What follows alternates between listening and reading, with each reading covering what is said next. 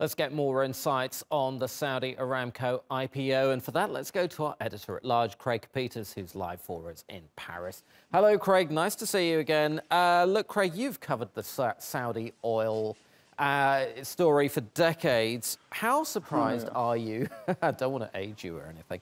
But look, how surprised are you that the Aramco IPO may be delayed again? And what could be behind this latest postponement? Well, it's no surprise at all. What's behind it is listing in London or New York City requires transparency and the protection of the public shareholders. And the way Saudi Arabia, I should say Saudi's version of what Prince Salman calls an economic reform program is, from what we've seen inside the Ritz Hotel in Riyadh, is pretty much a mirror image of the St. Valentine's Day massacre. People are skeptical about investing in Aramco at that level. It's one thing to buy Saudi Arabian oil. It's quite another thing to become a financial principal in the system that brings it to market. Now we're getting to the nub of it. What might be the alternatives then to listing on London, New York or Hong Kong Stock Exchange? And would such an alternative yield as much money as a listing on one of these big exchanges? Well, I think the Aramco IPO is eventually going to land in the hands of China's sovereign wealth fund. I don't think any stock market, short of the Don Corleone stock market, would take control of this, because the moment you invest in or you list this and people buy into it, the kingdom is going to be exposed to lawsuits, and it's a closed family. They don't want lawsuits. On top of that, shareholders don't want to have to deal with the murkiness of a country that pretty much internally operates as a rogue state. Look, here's the deal. This is realpolitik.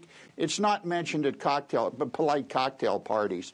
Economically, or politically, do business with Saudi Arabia, whatever rogue nation. It's okay.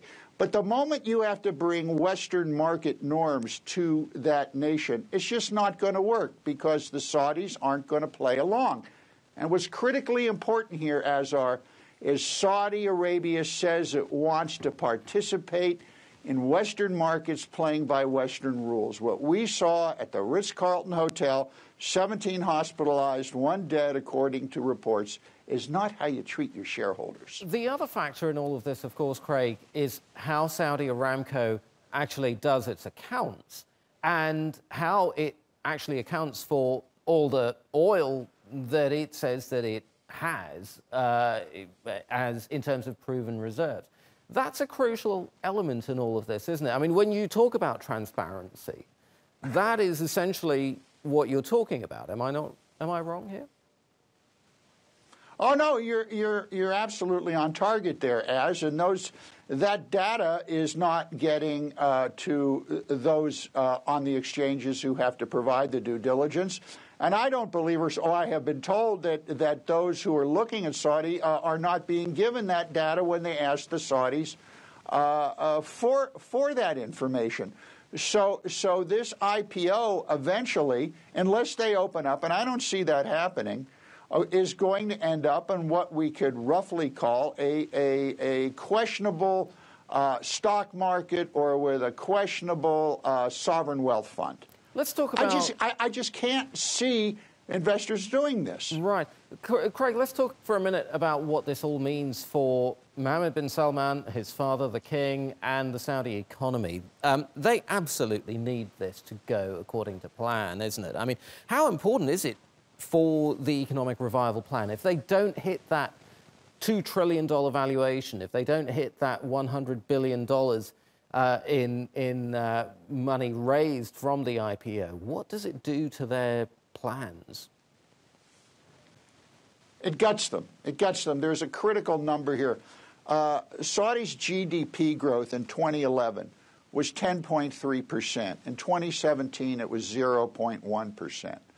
Saudi needs investment capital.